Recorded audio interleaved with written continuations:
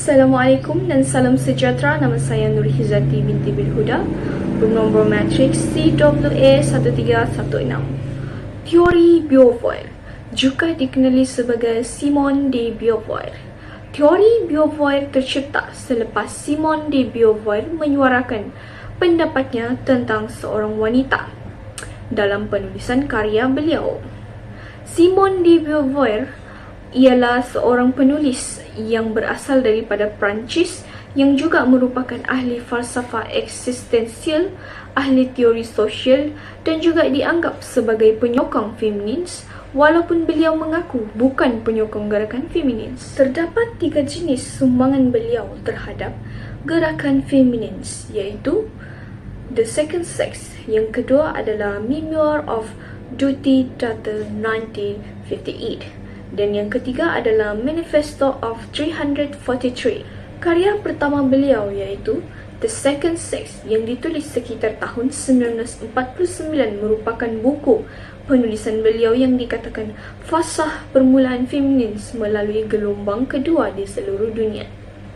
Beliau telah menulis dan meneliti buku ini selama 14 bulan dan menerbitkan karya beliau dalam 2 jilid yang membincangkan tentang fakta dan mitos serta tentang pengalaman hidup.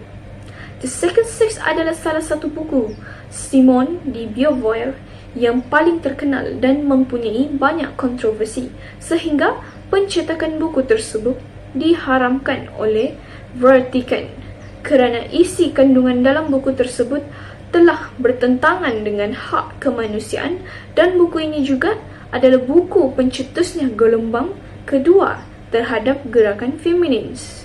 Seterusnya adalah sumbangan kedua beliau terhadap gerakan feminis, iaitu Memoir of a Dutiful Daughter 1958 adalah karya ketiga beliau yang berkaitan dengan awal perkembangan Simone de Beauvoir sebagai anak perempuan yang taat kepada keluarga Borges sekitar tahun 1900.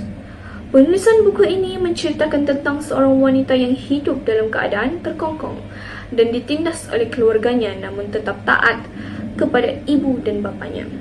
Walaupun Perancis tersinggung dengan penerbitan karya beliau iaitu The Second Sex, namun golongan feminis di Amerika Syarikat untuk memohon teorinya mengenai hak seorang wanita terhadap kehidupan pribadi mereka, memandangkan teori beliau boleh diguna pakai untuk mempertahankan hak seorang wanita.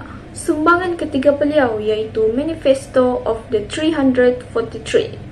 Manifesto of the 343 merupakan petisi Perancis yang telah ditandatangani oleh 343 wanita.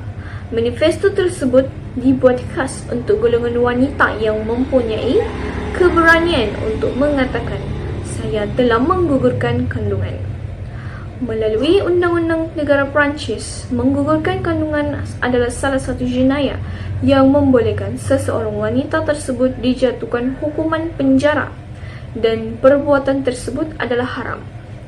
Melalui manifesto tersebut, menyuruh kerajaan untuk membenarkan pengguguran dan akses percuma kepada kontraseptif, dan manifesto tersebut telah mendapat sambutan khususnya daripada golongan wanita. Pada Disember 1974 dan Januari 1975, tercetusnya satu undang-undang iaitu Veil Law yang dinamakan sempena nama Menteri Kesihatan Simone Veil kerana secara sukarela menamatkan kehamilan dalam tempoh 10 minggu pertama, kemudian telah dilanjutkan kepada 14 minggu. Pada pendapat saya, Simone de Beauvoir ini adalah seorang penyokong gerakan feminis yang berani menyuarakan hak wanita dan mempertahankan hak kebebasan wanita pada ketika itu. Namun, saya kurang bersetuju terhadap hak-hak yang diperjuangkan oleh beliau, iaitu sumbangan melalui Manifesto 343 yang membolehkan wanita untuk menggugurkan kandungan. Bagi pendapat saya, menggugurkan kandungan adalah salah satu tindakan yang tidak betul dan boleh membahayakan nyawa seseorang. Namun, melalui karya beliau iaitu The Second Sex dan Memoir of a Dutiful Daughter 1958, saya bersetuju kerana beliau tetap bersabar menjalani kehidupan dan sentiasa taat kepada ibu bapanya walaupun beliau tidak dapat merasah kehidupan yang bebas dan sentiasa dikongkong oleh keluarganya. Selain itu juga, melalui buku penulisan beliau, Adam menyatakan ingin lari dan keluar daripada kehidupan keluarga beliau. Namun ia tetap bertahan dan meneruskan hidup walaupun dalam keadaan yang ditindas sehingga beliau merasa hidup dalam kegelapan. Manakala The Second Sex, beliau menyuarakan hak yang sewajarnya dimiliki oleh golongan wanita tanpa mengira jantina. Selain itu, teori Beauvoir ini telah mengubah banyak perubahan terhadap hak golongan wanita dan gadis. Hal ini telah menyebabkan beberapa negara, khususnya Perancis, telah mewujudkan undang-undang khas sebagai tanda sokongan mereka terhadap gerakan feminis. Namun, terdapat juga beberapa negara yang tidak menyokong dan menindas golongan yang menyokong teori-teori feminis ini. Kesannya pada hari ini, gerakan feminis, khususnya Simone de Beauvoir, telah berjaya membuktikan bahawa wanita adalah golongan yang berhak mendapat kedudukan yang sama dengan golongan lelaki seperti memegang jawatan terpenting, bekerja, berpendidikan dan mempunyai hak reproduktif. Assalamualaikum dan salam sejahtera. Nama saya Alia Fatini dan saya akan bercakap tentang teori Betty Friedan. Betty Friedan adalah seorang feminis Amerika, penulis dan aktivis sosial dan politik. Beliau terkenal sebagai penulis The Feminine Mystique 1963 yang dianggap sebagai salah satu teks feminis paling berpengaruh pada abad ke-20 dan memainkan peranan penting dalam permulaan gelombang kedua feminisme di Amerika Syarikat pada pertengahan abad ke-20.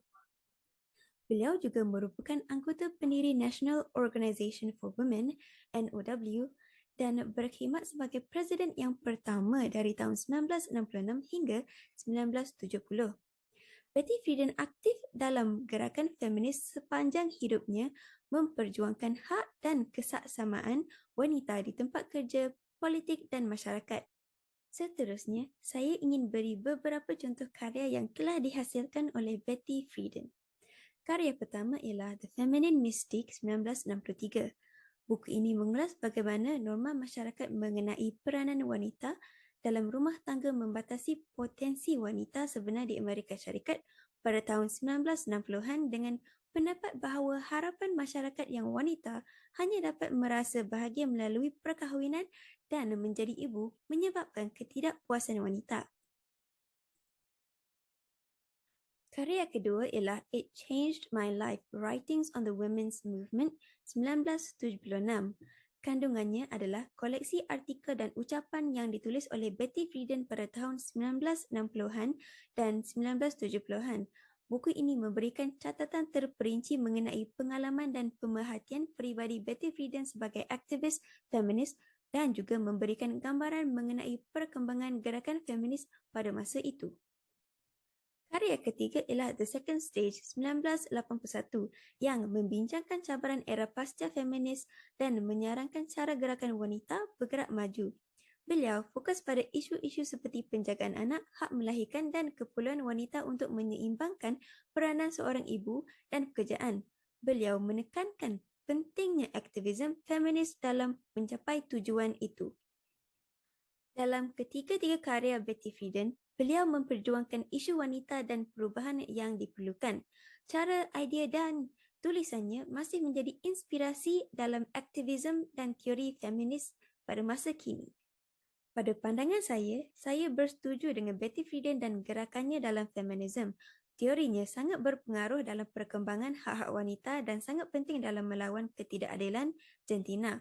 Betty Friedan telah membawa perhatian kepada diskriminasi dan kekurangan yang dihadapi oleh wanita, membuka pintu untuk perbincangan dan perubahan lebih lanjut.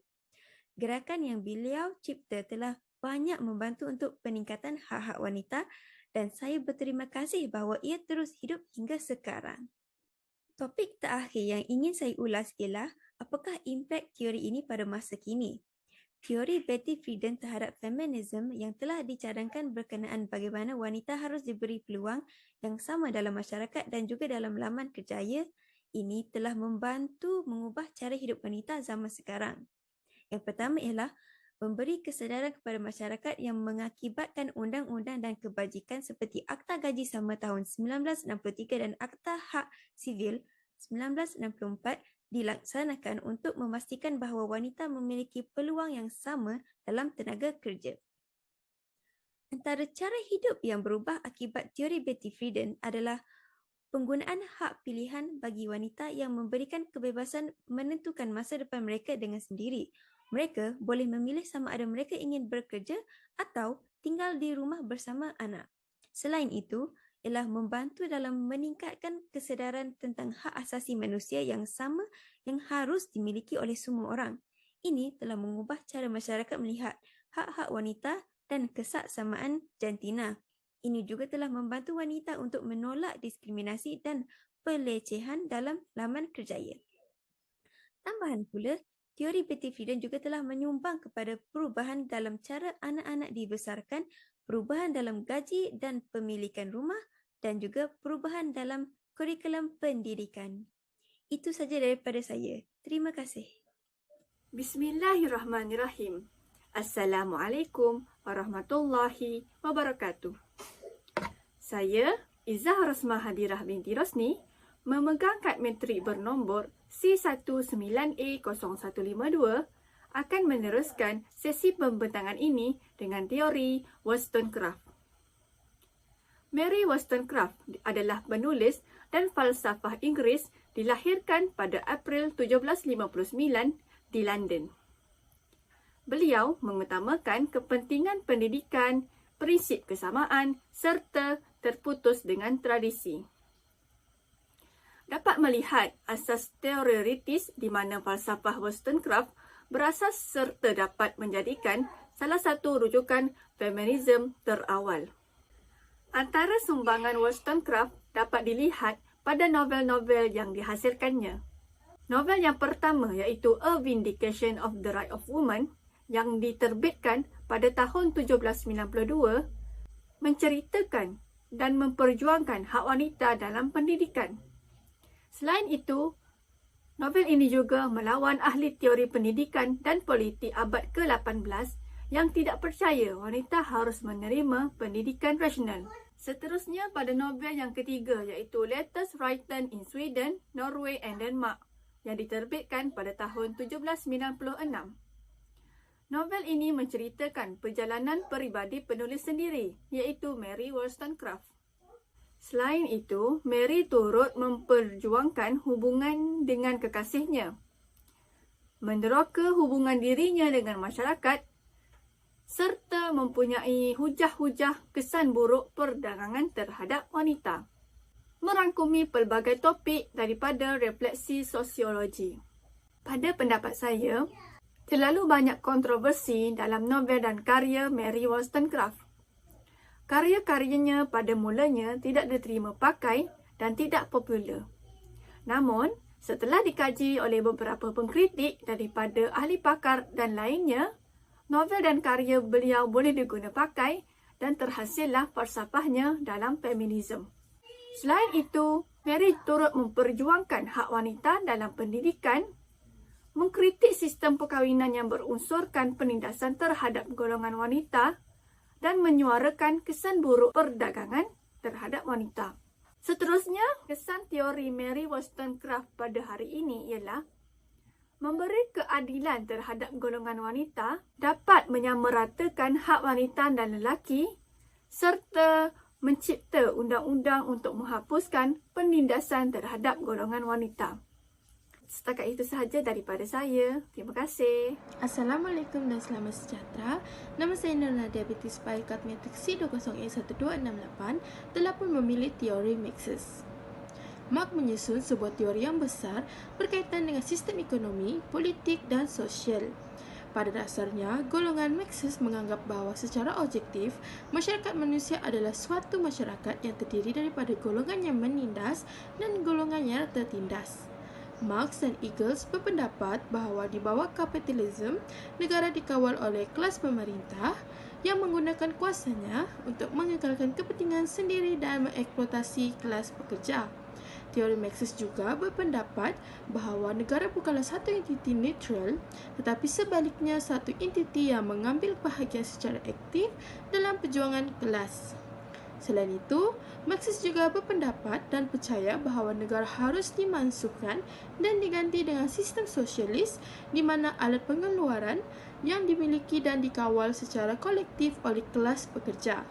Seterusnya, terdapat beberapa karya yang ditulis oleh Marxist, antaranya adalah Marxist and Feminist 2015, Marxist Feminist Theory and Struggle Today 2020 dan Woman Oppression Today 1980. Buku Marxist and Feminist adalah sebuah buku yang meneroka permasalahan kedua ideologi, bagaimana ia boleh digunakan bersama untuk memahami dan melawan pelbagai bentuk penindasan dan eksploitasi dalam masyarakat. Seterusnya adalah Marxist Feminist Theory and Struggle Today tahun 2020. Merupakan sebuah buku yang meneroka bagaimana teori Marxist Feminist boleh digunakan untuk perjuangan sosial kontemporari, khususnya memfokuskan pada persimpangan kelas, kaum dan penindasan jantina. Seterusnya adalah Woman Oppression Today 1980, merupakan sebuah buku yang mengkaji pelbagai bentuk penindasan yang dihadapi oleh wanita dalam masyarakat kontemporari. Seterusnya ujahan. Pada pendapat saya, feminisme berdasarkan teori Marxist merupakan satu perkara yang baik buat kaum wanita yang bekerja, kerana menawarkan analisis menyeluruh dan holistik terhadap masyarakat kapitalis dalam pelbagai bentuk penindasan dan eksploitasi yang wujud di dalamnya. Selain itu, menawarkan kritikan terhadap masyarakat kapitalis yang berasaskan analisis sejarah dan material, serta menekankan kepentingan perjuangan kelas dan tindakan kolektif. Impak teori ini pada masa kini, teori-teori Marxist memberi impak yang besar terhadap cara hidup kita hari ini. Balik dari segi politik dan ekonomi, salah satu cara yang paling ketara juga bahawa teori Marxist dalam mengubah cara hidup kita pada hari ini adalah melalui pembangunan sistem sosialis dan komunis di banyak negara. Selain itu, teori-teori Marxist juga mempunyai impak yang besar terhadap cara isu-isu sosial dan politik difahami dan dianalisis. Teori Marxist juga menekankan kepentingan memahami asas ekonomi masyarakat dan cara perjuangan kelas membentuk isu politik dan sosial. Assalamualaikum, saya Nur Samia Yusof, Matriksi 20A1177. Okay, saya akan ceritakan tentang teori Bell Hooks, iaitu nama sebenarnya adalah Gloria Jean Wilkins. Beliau dilahirkan pada 25 September 1952 di Amerika Syarikat. Beliau meninggal dunia pada 15 Disember 2021 di Berea, Kentucky. Beliau mempunyai sarjana dan aktiviti Amerika yang berkaitan mengkaji hubungan antara kaum jantina dan kelas. Dia sering meneroka perspektif yang berbeza-beza mengenai wanita kulit hitam dan penulis wanita kulit hitam dari segi perkembangan identiti feminis. 3 karya Bell Hooks, iaitu yang pertama karya Sisters of the Young. Karya ini menceritakan cara kesihatan emosi wanita kulit hitam yang terus dipengaruhi oleh seksisme dan perkauman. Karya yang kedua iaitu Feminist Theory from Marriage to Settle pada tahun 1984. Okey, buku ini berkaitan teori feminis. Buku ini mengesahkan kepentingan sebagai pemimpin dalam pemikiran feminis radikal. Marriage yang dinyatakan merujuk perihal wanita kulit hitam yang wujud di pinggir. Karya yang seterusnya adalah Talking Back, Thinking Feminist. Dalam koleksi esei pribadi dan teori ini, dia berkaitan dengan mencerminkan isu perkauman dan feminis, politik dan pedagogi yang terkenal di dalam kalangan masyarakat. Hujahnya, pada pendapat saya, teori feminis ini merupakan satu kepentingan untuk kaum wanita. Melalui teori ini, martabat wanita dipandang tinggi oleh masyarakat. Dahulu wanita dipandang rendah oleh kaum lelaki kerana dianggap lemah dan tidak dapat berbuat apa-apa. Selain itu, teori ini memberi pendapat bahawa kejayaan seorang wanita mula dipandang oleh masyarakat. Sebelum teori ini muncul, kaum wanita tidak mendapat hak mereka yang sama rata dengan kaum lelaki. Kebaikan yang kita dapat daripada teori feminis ini adalah memperjuangkan nasib wanita yang malam. Teori ini memberi keutamaan yang banyak terhadap kaum wanita dalam kehidupan harian mereka. Kesan daripada teori feminis pada hari ini, dari segi pakaian atau gaya pemakaian, kita dapat lihat masyarakat kini lebih minat gaya pemakaian. Pada zaman dahulu, wanita dapat memilih gaya pemakaian secara bebas dari segi casual atau tidak casual dalam kehidupan mereka. Dari segi politik, kaum wanita juga dapat menurut serta dalam pentadbiran negara yang kita dapat lihat Timbalan Perdana Menteri iaitu wanita. Dari segi hiburan, kaum wanita juga mempunyai bakat terpandang dalam diri mereka dalam bidang nyanyian dan tarian. Assalamualaikum warahmatullahi wabarakatuh. Saya Siti Ratu Miskin binti Muhammad Zulkifli, nombor matrik C20A1460. Saya telah memilih tokoh feminism iaitu Susan Faludi, seorang penulis serta wartawan. Beliau telah menerbitkan karya beliau yang bertajuk Backlash pada tahun 1991. Susan Faludi dalam bukunya mengatakan setelah gerakan pembebasan wanita pada tahun 1970-an, wanita tahun 1980-an telah mengalami tindak balas, iaitu bukan konspirasi, tetapi tindak balas itu dilihat sebagai usaha halus dan meluas dalam segala-gala budaya popular. Naratif tindak balas pada pandangan Faludi ialah bahawa pergerakan wanita adalah penyebab perjuangan baru wanita.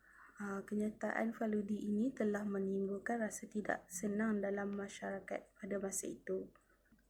Walaupun mungkin benar pada tahun 1980-an, wanita dianggap membawa beban yang lebih besar kepada keluarga. Faludi turut mendedahkan bahawa naratif seperti ini telah menyebabkan wanita merasa menderita dan sengsara. Faludi mengatakan bahawa dalam setiap perkahwinan, lelaki lebih mendapat manfaat berbanding dengan wanita dan juga kanak-kanak. Hal ini telah menyebabkan wanita mengalami masa-masa yang sangat teruk dan juga menjadikan mereka dalam keadaan yang kemurungan. Seterusnya, bagi Faludi juga, sekiranya wanita itu bergelut dalam sesebuah keadaan, puncanya lebih berakar umbi kepada penindasan sistematik dan dasar yang tidak sama rata daripada pilihan peribadi dan juga yang dibuat oleh wanita mengenai pekerjaan. Setelah 30 tahun Backlash ini diterbitkan, wanita di Amerika, kehidupan mereka semakin bertambah baik dari tahun ke tahun.